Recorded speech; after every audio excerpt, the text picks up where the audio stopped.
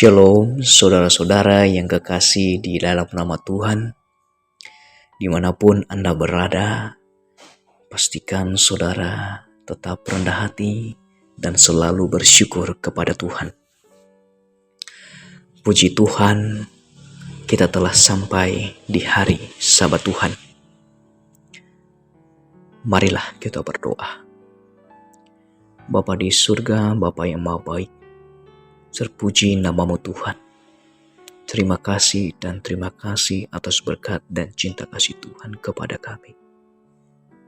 Sepanjang minggu bekerja Tuhan, kami telah merasakan kasih Tuhan di dalam kehidupan kami.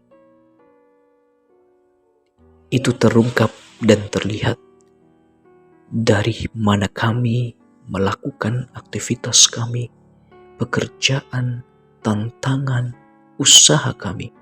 Ada Tuhan yang melindungi kami.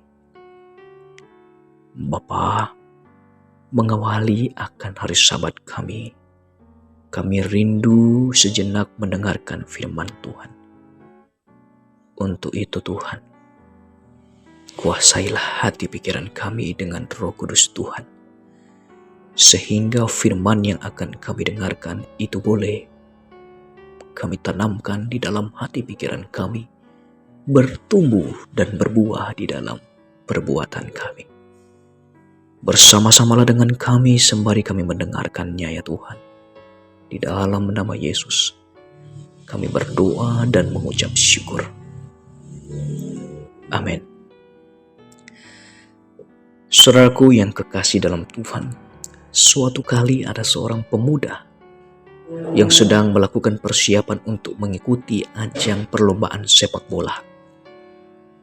Di dalam persiapannya, pelatihnya memberikan arahan kepadanya bahwa ketika nanti kamu bermain, tetaplah tenang, jaga sportivitas.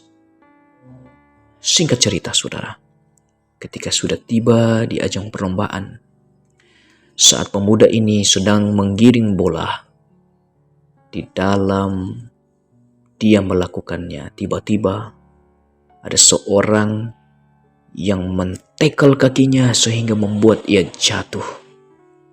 Saat dia jatuh, saudara, pemuda ini bangkit berdiri dan membalas memukul pemuda tersebut.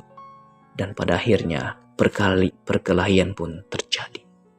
Pemuda ini tidak mengikuti arahan dari pelatihnya. Saudara yang kekasih dalam Tuhan, kita tidak pernah terlepas dengan yang namanya marah.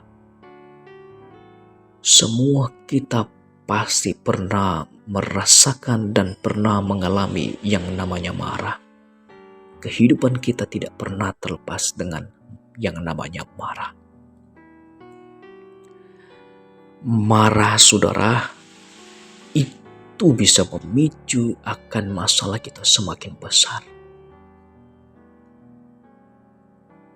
Marah adalah emosi manusia yang sering dikaitkan dengan amarah.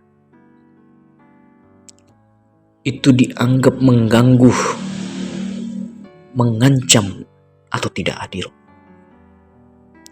Bahkan marah ini bisa dipengaruhi dengan begitu banyak keadaan. Mungkin keadaan lingkungan, pengalaman pribadi, atau bahkan kebiasaan kita secara pribadi. Marah mempunyai efek yang sangat besar saudara dan dapat merugikan diri sendiri bahkan orang lain. Ketika kita tunjukkan kemarahan kita kepada pasangan dan anak-anak, orang tua, atau bahkan teman sebaya kita, itu dapat membuat kerusakan hubungan, menyebabkan rasa sakit dan kesedihan, bahkan bisa memperburuk keadaan. Marah juga bisa merusak kesehatan mental dan fisik kita, saudara. Dan dapat menyebabkan trauma yang begitu mendalam. Mari saudara, kita lihat apa yang dikatakan Alkitab untuk kita boleh terhindar dari marah ini. Di dalam Mazmur pasal yang keempat ayat yang kelima mengatakan, biarlah kamu marah tetapi jangan berbuat dosa. Berkata-katalah dalam hatimu di tempat tidurmu, tetapi tetaplah diam. Selah. Kita yakini bahwa Mazmur ditulis oleh para pemazmur. Dan salah satunya adalah Daud, seorang keturunan Yesus Kristus. Saudara dan saya begitu tahu akan Daud ini. Daud adalah seorang pemimpin bangsa Israel, salah satu pemimpin bangsa Israel. Namun sebelum ia menjadi pemimpin, Daud adalah seorang penggembala domba.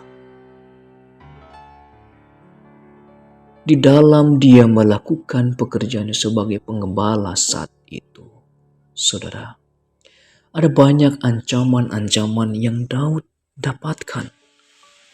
Mungkin itu gembalaannya yang terkena penyakit. Mungkin juga gembalaan dombanya yang diterkam oleh binatang buas. Itu bisa menyebabkan amarah Daud muncul. Tetapi apa yang dilakukan Daud? Gantinya dia marah. Dia tetap bergantung sama Tuhan. Kalau dia tidak bergantung, saudara, mungkin saja Daud akan pulang dengan penuh kemarahan. Dia akan memarahi semua yang bersama-sama dengan dia. Marahnya meluap sampai kemana-mana.